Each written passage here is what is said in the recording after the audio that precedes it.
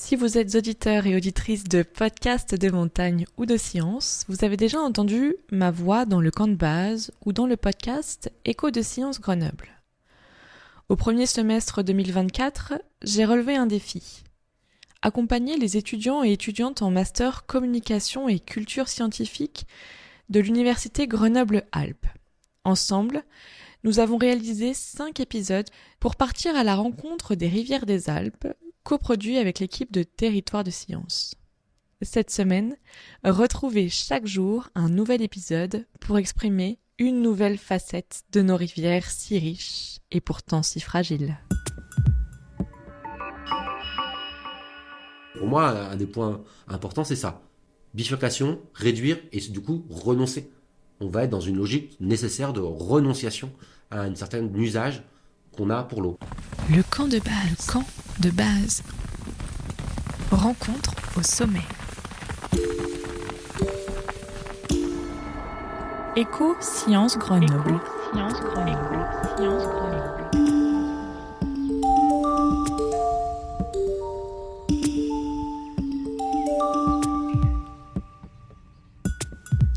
Aujourd'hui, les voix des rivières racontent ces cours d'eau qui créent des conflits dans les Alpes.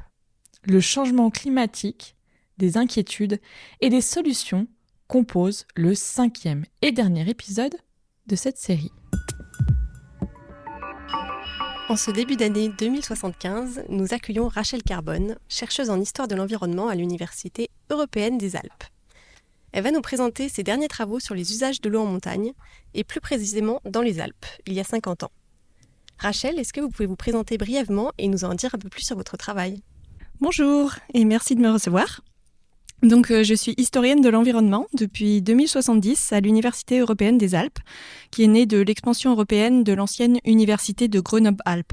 Je mène donc des recherches sur les grands sujets environnementaux des années 2000 à 2030. Pour vous donner un peu de contexte, à l'époque, on commençait seulement à prendre conscience de l'ampleur de la crise climatique et environnementale. La décennie 2020 se caractérisait par une anxiété profonde et une incertitude généralisée autour des questions de la biodiversité et du réchauffement climatique. Ces années furent marquées par des débats intenses et des controverses, parfois perçues comme des impasses par les experts de l'époque. La période d'apaisement que nous vivons actuellement, en 2075, est le fruit de plusieurs décennies de travail et de combats d'il y a plus d'un demi-siècle. Mon rôle consiste à analyser les archives pour comprendre les grands sujets de controverse et les processus décisionnels de cette époque critique. Ces recherches permettent de mieux saisir les mécanismes qui ont transformé des situations apparemment inextricables en avancées durables, ouvrant la voie à un avenir plus serein. Un métier qui doit être passionnant.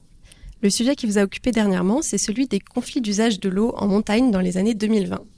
Vous avez travaillé sur cette question grâce à des documents et des enregistrements d'experts de l'époque. Oui, en effet. J'ai retrouvé des notes vocales et des enregistrements audio de plusieurs scientifiques travaillant sur la problématique des usages de l'eau dans les Alpes en 2024. J'ai sélectionné pour vous des documents audio particulièrement intéressants et poignants de chercheurs qui menaient des travaux en sociologie, en économie, en écologie en 2024 sur cette thématique des conflits d'usage de l'eau en montagne. Vous allez voir que dans le contexte des changements climatiques extrêmement rapides de l'époque, le sujet était particulièrement chaud et anxiogène. Eh bien, c'est parti pour un petit voyage dans le temps, 50 ans en arrière. Le premier enregistrement que vous avez choisi de nous partager est un pur produit local, puisqu'il provient d'un ancien doctorant de ce qui était autrefois l'UGA. Tout à fait. Il s'agit d'extraits d'interviews de Jonathan Cognard, qui à l'époque venait de soutenir sa thèse de doctorat en économie de l'environnement à l'UGA.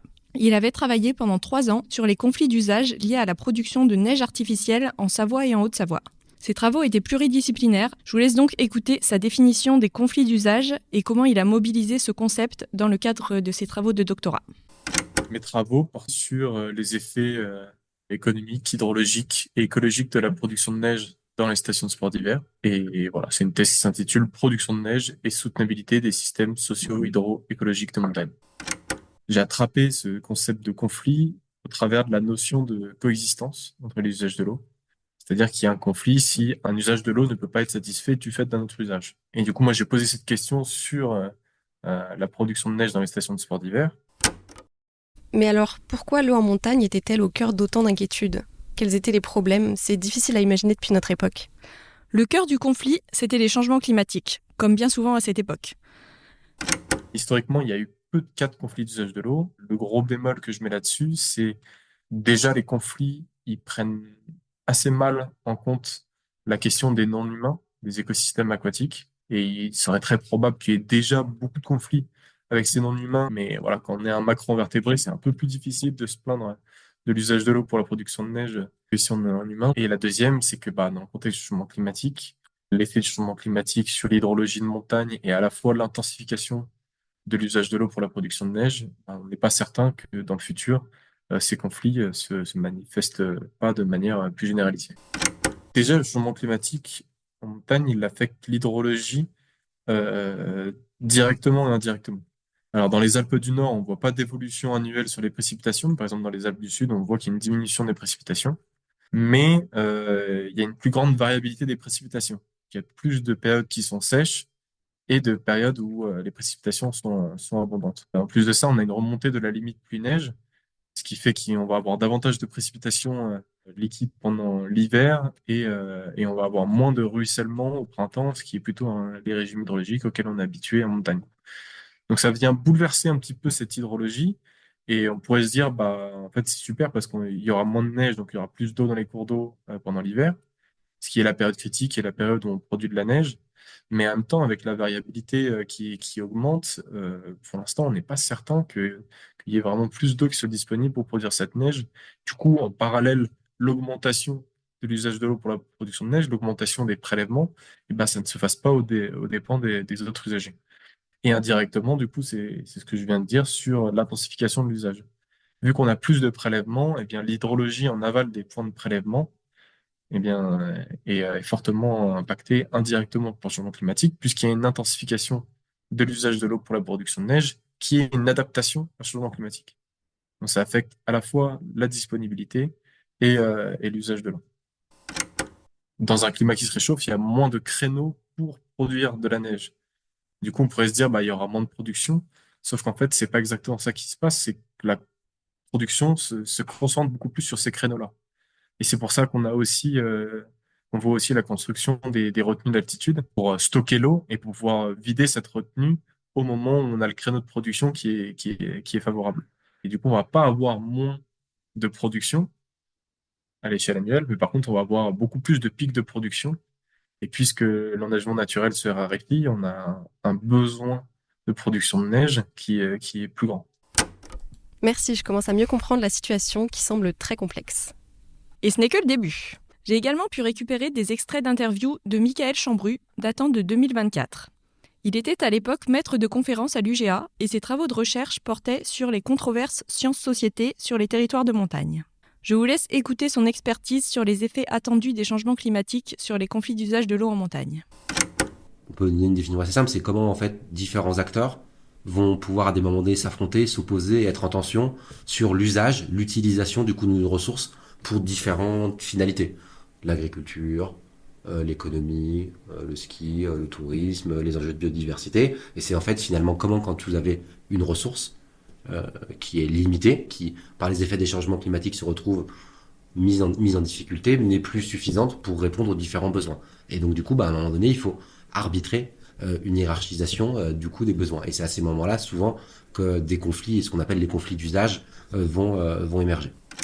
On utilise beaucoup le terme de conflit d'usage et très souvent pour anticiper ce qui serait réellement du coup des conflits d'usage au sens propre du terme, d'un moment donné où il y a vraiment une raréfaction de la ressource par anticipation. Et là, un des premiers exemples qui me vient, ça a été un épisode de sécheresse assez important il y a quelques années, du coup dans le massif des Aravis en Haute-Savoie, autour d'une station de ski qui était la Clusaz, où s'est retrouvé à un moment donné, du fait de la raréfaction de la ressource en eau, poser la question est-ce qu'on aura suffisamment d'eau pour répondre à 3 usages principaux. L'agriculture, nourrir les bêtes parce que dans les Aravis on produit du reblochon et pour le reblochon il faut des vaches et les vaches sont des gros consommateurs d'eau. L'eau potable du coup pour les habitants et les touristes qui y viennent et l'eau pour faire fonctionner les retenues, pas les retenues mais les canons à neige pour produire de la neige artificielle. Et à un moment donné le stock d'eau disponible a été estimé qu'il allait être trop juste et il y a dû y avoir un arbitrage. Alors là à ce moment-là ça a été de dire ce qu'on va faire c'est qu'on va utiliser les ressources en eau qu'on a d'habitude pour les canons à neige pour potentiellement l'eau potable dans le cas où la situation se présente. Mais la situation c'est encore pas réellement présenté. D'autres exemples comme ça a été plutôt à l'été il y a 2 ans. Du coup, ça ferait à l'été 2021, où il y a eu une grande période de sécheresse du coup dans les Alpes françaises, et notamment dans un certain nombre de massifs. Et je pense notamment au massif des Bauges, du coup près de Chambéry, où toute une partie d'un bassin versant n'avait plus du coup d'eau. Et notamment d'eau potable, et du coup il y avait des ravitaillements du coup par des camions citernes qui venaient remplir les réservoirs d'eau pour que les habitants puissent avoir de l'eau potable. Mais là on n'était pas dans une logique de conflit d'usage, parce que la priorité était donnée évidemment à l'accès à l'eau potable du coup pour les humains et les humaines qui vivaient sur ce territoire. Indépendamment du changement climatique et des différents modèles scénarios qui va arriver, il y a comment les sociétés humaines et le modèle économique des sociétés humaines s'appuie sur les ressources naturelles, que ce soit l'eau, les minerais, clairement, depuis plusieurs années, dans une logique de croissance sur laquelle on s'appuie sur des ressources qui sont considérées comme illimitées, au-delà du changement climatique. Ce qui se passe, c'est qu'en fait, ce ne sont pas des ressources illimitées. Et aucune de ces ressources sur lesquelles sont basées nos économies et nos sociétés, nos existences matérielles, au sens concret du terme, ne sont illimitées. Et on commence à le voir sur d'autres aspects que la question de l'eau. Ce que le changement climatique vient arriver, c'est qu'il vient accélérer ça, et il vient pas l'accélérer de façon linéaire. Il vient l'accélérer de façon, comment je veux dire, par des extrêmes, très aléatoires. Et c'est ce que je disais tout à l'heure. C'est ce qu'on commence du coup déjà à voir. On peut aujourd'hui avoir un an, l'équivalent d'un an de pluie en une journée. Voilà. Et ça, l'eau, il n'y a pas assez d'eau. Il y a beaucoup trop d'eau qui détruit les infrastructures humaines, qui cause des dégâts qui coûtent des millions, des dizaines de millions d'euros, voire beaucoup plus. Alors quand il y a si on est en montagne, une haute vallée, où il y a que quelques centaines d'habitants qui sont touchés, ça va, on sait faire. Mais quand ça commence à toucher plusieurs vallées, puis quand ça va commencer à toucher plusieurs agglomérations, bah là, le problème, c'est trop d'eau. C'est pas assez d'eau. Et en même temps, il y a d'autres moments, d'autres périodes, où on en aura, du coup, pas assez. Et ça posera problème. Eh bien, plus on creuse le sujet, plus on est perdu. Et oui, c'est ça la recherche. Pour vous donner un autre exemple de ces conflits, je vous propose d'écouter les notes vocales de Marguerite Olivon, une doctorante du laboratoire Editem de l'Université Savoie-Mont-Blanc à Chambéry. Son travail de thèse portait sur les conflits d'usage de l'eau entre tourisme et agriculture dans les baronnies provençales, entre la Drôme et les Hautes-Alpes. Je travaille sur la question de la conciliation des usages de loisirs et agricoles de l'eau dans le massif des baronnies provençales.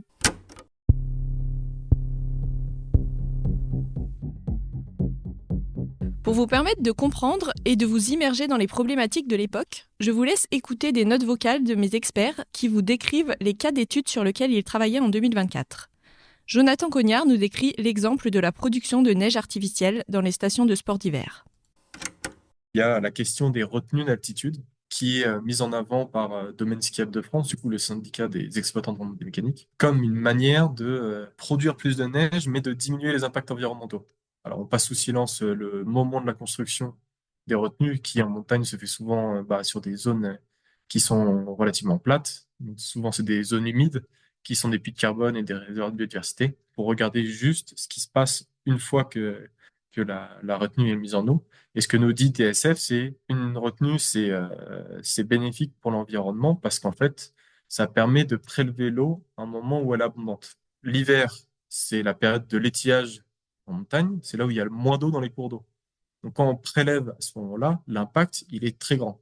Mais au printemps, il y a toute la neige qui fond et là, l'eau, elle est en abondance dans les cours d'eau. Donc si on prend l'eau à ce moment-là, elle sera faiblement impactante pour les écosystèmes aquatiques. Enfin, sur le principe, ça a l'air d'être évident et ça pourrait marcher et c'est mis en avant comme un moyen de diminuer les impacts environnementaux de la production de neige. Et ce qu'on a observé, c'est un effet rebond en fait, des retenues sur les prélèvements d'eau pour la production de neige. On s'est rendu compte qu'en fait, non seulement les prélèvements ne diminuaient pas pendant l'étiage, mais même ils augmentaient. Et l'idée, c'est que en fait, le comportement des exploitants a changé avec la venue de ces retenues. En fait, on peut pas raisonner en prélèvement constant parce que le fait de pouvoir commencer la saison avec déjà un stock d'eau et de pouvoir continuer à la remplir la saison, bah, en fait, ça a donné envie aux exploitants de produire de plus en plus de neige. Donc, ce qu'on observe, c'est que bah, même si sur le papier, ça avait l'air d'être une bonne idée, bah, finalement, les retenues, elles permettent pas de diminuer les prélèvements d'eau pendant la période impactante, qui est l'étiage hivernal. Et du coup, j'ai cité l'exemple d'Égée en 2006-2007, où il y a eu un conflit entre la commune et l'exploitant des remontées mécaniques, puisque l'exploitant souhaitait produire de la neige sur son domaine, mais il se partageait la même ressource, qui était dans une retenue d'altitude, il me semble, parce que des fois, les retenues d'altitude, elles servent à produire de la neige, mais elles peuvent servir à autre chose. Dans le cas là, ça servait aussi à donner de l'eau pour l'alimentation en eau potable des touristes. Et du coup, le maire de la commune, lui, préférait que cette eau soit donnée à l'alimentation en eau potable des touristes. Donc, il y a eu un conflit entre les deux parce qu'il n'y avait pas suffisamment de ressources pour les deux usages. Et du coup, c'est l'alimentation en eau potable qui l'a remporté puisque dans la loi, les milieux aquatiques et l'alimentation en eau potable sont des usages qui sont prioritaires avant d'autres usagers économiques. Donc voilà, il y a ces cas-là. Après, avec les écosystèmes, pour l'instant, il n'y a pas de cas qui sont connus. Ce que je disais aussi, c'est ce qui est largement sous-documenté. Marguerite Olivon nous parle ensuite de la gestion de l'eau pour l'agriculture et le tourisme estival dans les baronnies provençales. Donc on se rend bien compte que la fréquentation récréative en rivière est impactante et reçoit de plus en plus de succès. Donc l'objectif, c'est de promouvoir des solutions autres de rafraîchissement. Donc il y a tout un volet tourisme de la nuit qui est en train de se développer et tourisme de la fraîcheur. Et puis aussi essayer de faire en sorte que cette fréquentation en cours d'eau, elle se reporte sur des endroits qui soient plus résilients.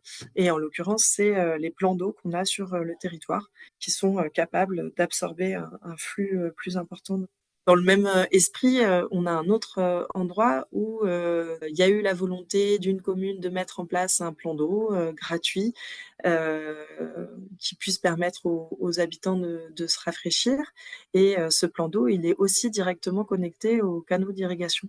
Donc les canaux d'irrigation gravitaire sont en amont de l'usage récréatif et donc dans des périodes de tension forte sur la ressource comme on a pu le connaître en 2022, cette interconnexion forte, elle oblige forcément les acteurs agricoles, les irrigants, et l'acteur touristique, ici le gestionnaire, la commune, à dialoguer pour trouver des solutions. Et ma recherche, elle se situe à peu de temps d'une sécheresse qui a été très impactante en termes de longueur de crise, de niveau de crise pour la gestion de l'eau, c'est-à-dire le printemps-été 2022, et certains canaux gravitaires n'ont pas pu prendre de l'eau à la rivière pendant cet été-là, donc ils n'ont pas pu irriguer. Ça engendre aussi une forme d'urgence à sécuriser cet approvisionnement. Et finalement, Michaël Chambru décrit de façon plus générale les problèmes liés à l'eau sur les territoires de montagne tels qu'il les étudiait en 2024. Contrairement souvent à ce qu'on entend, la disparition de la ressource de l'eau et de la ressource en eau en montagne, la fonte accélérée des glaciers va pas faire qu'il y a plus d'eau dans les montagnes. Ça, c'est beaucoup de choses qu'on entend dans les imaginaires, dans les discours médiatiques, et en fait, c'est factuellement et scientifiquement faux. Ce qui va plutôt se passer, ça va être une variabilité assez forte dans des périodes d'extrême où il y aura soit pas assez d'eau par rapport à nos besoins, ou soit beaucoup trop d'eau, qui se traduira par des catastrophes naturelles, des inondations, des laves et des crues torrentielles. Donc on commence déjà à voir les effets de l'été dernier, là, du coup, notamment dans le massif des Écrins, pour en citer qu'un. La question qui se pose, c'est comment on gère l'aléa et des phénomènes extrêmes autour de cette, du coup, ressource en eau qui se pose. Donc ça, c'est, je pense, le premier point qui est important à dire. Et le deuxième, par rapport à cette question, du coup, de l'eau, est-ce qu'il y aura assez d'eau pour tous nos usages? Bah, a priori, plutôt non.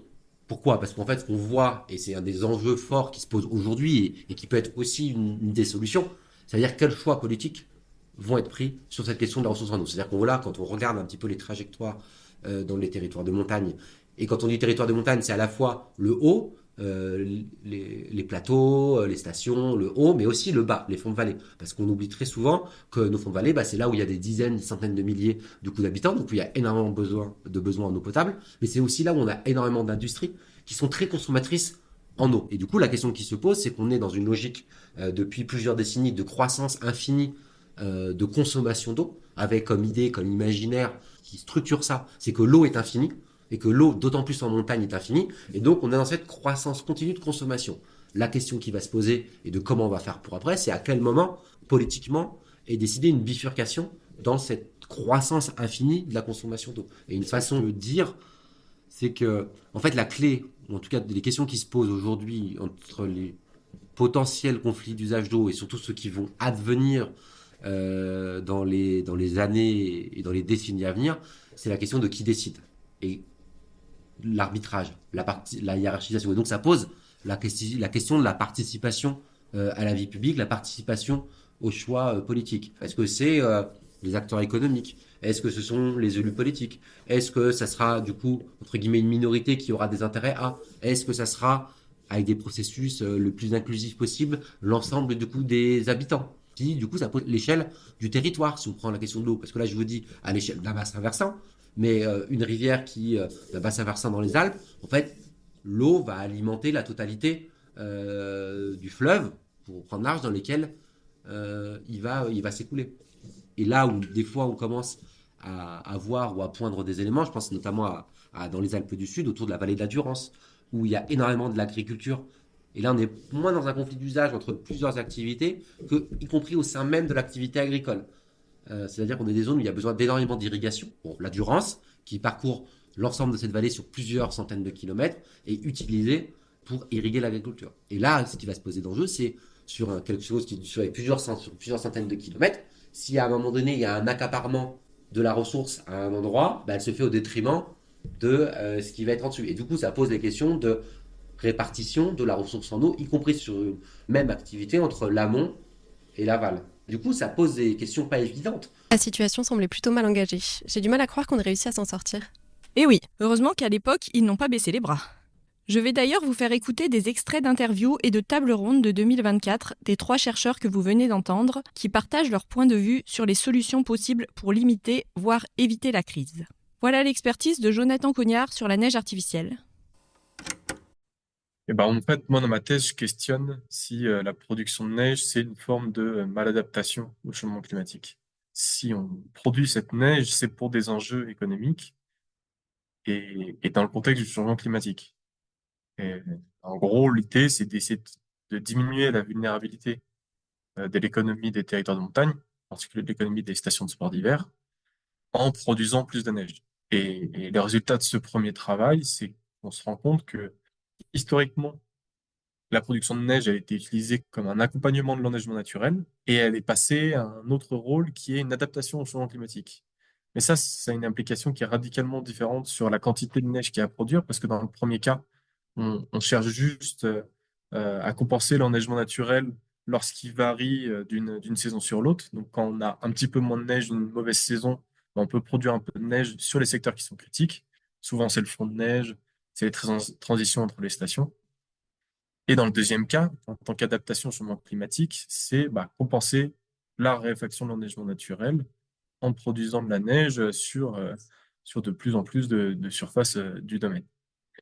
Et du coup, pour éviter ces conflits, oui, moi je pense qu'il y a d'autres solutions. Il y a notamment l'Office français de la biodiversité, qui a une casquette de police de l'eau, qui contrôle ces prélèvements. Donc eux, ils sont quand même en charge de s'assurer que oui, les prélèvements d'eau ne se fassent pas aux dépens des autres usagers aval et, et en particulier des écosystèmes aquatiques. Seulement, nos institutions françaises, elles ont de moins en moins d'argent et en fait, il y a un manque de moyens humains en fait, pour suivre ces prélèvements. Donc souvent, c'est ce qui fait un petit peu défaut. En fait, on a une très mauvaise connaissance des prélèvements d'eau pour la production de neige, notamment parce qu'il n'y a pas de suivi qui est fait et que l'OFB fait un petit peu ce qu'ils peuvent, mais ils peuvent pas être partout tout le temps. Et du coup, j'ai fait pas mal d'entretiens avec la DDT, l'OFB ou d'autres institutionnels. Et c'est quelque chose qui ressort assez souvent par manque de moyens humains pour s'assurer qu'il n'y ait pas une dérive. Marguerite Olivon nous présente les solutions envisagées et pour certaines déjà mises en œuvre dans les baronnies provençales. On a été accompagné par un stage pour faire un portrait quantitatif de la ressource en eau dans les baronnies provençales. Et donc lui n'avait pas de vision prospective, c'est déjà une autre étape, c'était vraiment faire un bilan.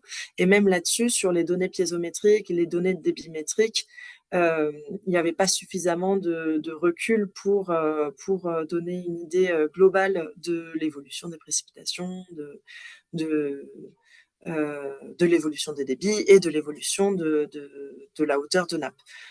Donc ça, ces données-là, on peut dire qu'elles manquent, mais elles vont arriver avec le temps. Une des études qui pourrait manquer pour mettre en place des mesures vertueuses sur le territoire, et c'est en train de se faire, c'est de savoir comment est-ce que toute la réflexion autour de l'aménagement du paysage, les micro-aménagements en hydrologie régénérative peuvent permettre d'avoir une interconnexion avec la présence d'eau sur le territoire. L'hydrologie régénérative, c'est trouver des moyens pour que on puisse générer de l'eau dans le paysage. Alors, c'est assez controversé dans le sens où les hydrologues trouvent qu'il y a toute une certaine part d'utopie là-dedans, qui empêche aussi de penser des conséquences imminentes du changement climatique. Mais l'idée, ce serait que nous, habitants d'un territoire, on puisse avoir une emprise sur l'humidité de ce territoire, de ce bassin versant-là, grâce à des aménagements. Le but, c'est que l'eau, elle puisse permettre de circuler et de ralentir dans le bassin versant. Donc cette idée que finalement il faudrait qu'elle stationne plus de temps dans nos sols, dans notre végétation et dans nos nappes, de façon à ce qu'elle puisse servir à plusieurs usages avant de filer vers d'autres territoires. Et finalement, Michael Chambru nous partage son analyse des solutions possibles en termes de gouvernance. Comment on va devoir choisir ou arbitrer, c'est qu'à un moment donné, il va falloir hiérarchiser, prioriser, et globalement, mais c'est comme quand on parle de la transition énergétique et qu'on la prend au sérieux, il va falloir réduire du coup nos consommations. Donc pour moi, un des points importants, c'est ça. Est-ce que ça va être arrêter de fournir de l'eau potable aux habitants ? Socialement, politiquement, ça semble compliqué. Est-ce que du coup, ça va être réduire la part de l'agriculture ? Est-ce que ça va être réduire l'industrie des fonds de vallée ? Réduire l'industrie touristique ? Là, ça va être des arbitrages qui risquent d'être compliqués et complexes. Mais ils sont, heureusement ou malheureusement, je ne sais pas, inévitables. Et je le dirais d'autant plus que là, on va avoir nécessairement un affrontement, je ne sais pas quelle forme il prendra, entre des intérêts divergents. Et du coup, ça, c'est dans la société dans laquelle on est, on ne sait pas le faire. On ne sait pas gérer. Voilà. Parce que ça, c'est lié au modèle de la société dans laquelle, du coup, on vit. Donc ça peut être le côté un petit peu pessimiste en disant, ça va être le bordel, quoi. Et là où il peut y avoir un côté peut-être plus, je dirais pas utopiste, mais un peu pragmatique, c'est qu'en fait, si à un moment donné, en tant qu'espèce humaine, si on veut survivre, on a besoin d'eau pour manger, pour produire de la nourriture pour manger, on a besoin de la ressource en eau, et puis chaque jour, nous aussi, on a besoin de boire de l'eau. Donc à un moment donné, il y a une sorte de principe de réalité biologique, physique, qui fait que il faudra bien qu'on arrive à se mettre du coup d'accord. Et un des enjeux, tel que moi je vois dans le futur, c'est un peu aussi un changement de paradigme de la façon d'envisager les prises de décision, qui est un petit peu l'idée de se dire, en fait on va pas être d'accord. On n'est pas d'accord sur plein de choses. Donc on a des désaccords, plus ou moins forts, plus ou moins profonds sur notre rapport à la nature, sur notre vision politique du monde, sur nos idéologies, sur nos croyances. Voilà, on a ces désaccords, ils sont là, ils existent. Alors ça fait des décennies qu'on essaye de nous expliquer que, en fait, le conflit, les désaccords, ça serait mal, une mauvaise chose, et qu'il faut construire, et qu'on pourrait avoir un consensus où tout le monde serait d'accord. Voilà, ça, pour moi, c'est une croyance hyper forte, qui presque est de l'ordre de la croyance mythologique, ou presque on pourrait dire de la croyance religieuse. Et quand je disais comment on voit l'avenir et de façon un peu pragmatique, c'est de se dire, ok, on est en désaccord, il y a des désaccords, mais maintenant, comment on construit ces désaccords pour aller de l'avant vers un objectif Et on peut se dire que continuer à pouvoir vivre et habiter dans les territoires dans lesquels on est peut être un objectif commun qu'on va construire ensemble, malgré nos divergences plus ou moins fortes. Et dans cette logique-là, le partage, parce que c'est ça qui est derrière, le partage de la ressource en eau, on peut imaginer qu'il y aura une certaine intelligence collective qui permettra d'y parvenir. Sinon, il y aura juste plus d'humains et d'humaines dans ces endroits. Eh bien, merci beaucoup Rachel Carbone d'avoir partagé avec nous vos recherches très instructives. Ça nous a permis de mieux comprendre la problématique de l'eau en montagne en 2024. Ça ne devait pas être facile à l'époque de rester optimiste. Oui, heureusement que certains ont continué à y croire et ont réussi à inverser la tendance. Pour conclure cet entretien sur une note un peu plus douce, je vous propose d'écouter un poème de Émile Verhaeren intitulé « Le chant de l'eau ». L'entendez-vous ? L'entendez-vous, le menu flot sur les cailloux ? Il passe et court et glisse, et doucement dédie aux branches, qui sur son cours se penchent, sa chanson lisse. Là-bas, le petit bois des Cornouillers, où l'on disait que Mélusine, jadis, sur un tapis de perles fines, au clair de lune, en blanc soulier, dansa. Le petit bois de Cornouillers, et tous ses hôtes familiers, et les putois et les fouines, et les souris et les mulots, écoutent, loin des sentes et loin des routes, le bruit de l'eau. Ce 5e épisode des Voix des rivières est terminé. Il a été réalisé par Alicia Dallongeville, Mélie Raduf et Francisco Sebreros, avec le concours d'Émilie du Camp de Base pour le mixage. Merci à l'équipe de Territoire de Science, Marion Sabourdi, Pascal Moutet, Audrey Korzinska et Agathe Julliard pour le soutien éditorial. Cette série de podcasts est désormais terminée. Merci de l'avoir écouté et retrouvez les liens de tous les épisodes de la série en description. Si vous l'avez apprécié, n'hésitez pas à la partager à votre entourage et à mettre 5 étoiles et un commentaire sur Apple Podcast ou Spotify. Au revoir.